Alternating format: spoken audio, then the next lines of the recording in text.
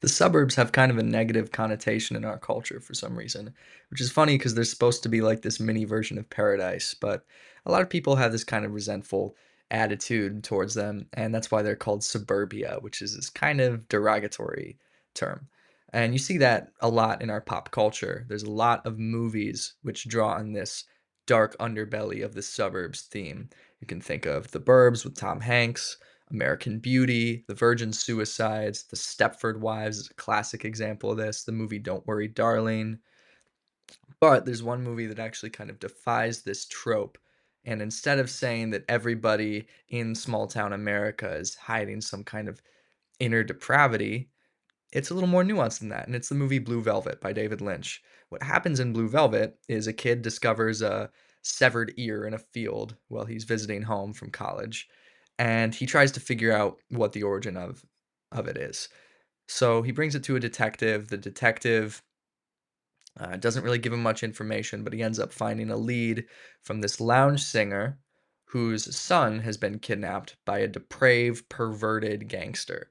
And the gangster in this movie is like the most extreme evil character.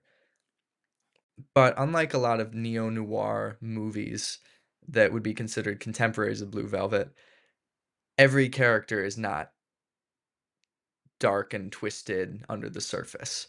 In fact, the main character, Jeffrey, shows a lot of virtue.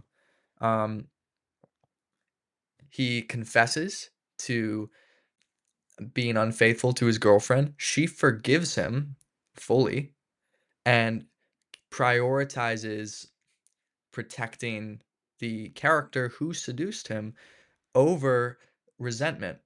And they both display like a willingness to put themselves in danger simply to do the right thing and are not corrupted in the end. In fact, what happens is another reversal of how a lot of these movies end. You think a movie like American Beauty, where in the end the entire facade is ripped off and every character is revealed for their inner corruption and demons, and the whole thing just kind of blows up. But with Blue Velvet, it ends in this very idyllic scene of the main character waking up to see all his family there, his girlfriend there. She's made lunch for him. It's like a perfect Norman Rockwell painting. And it's very cathartic after all the darkness that the main character has waded through, and it feels very earned.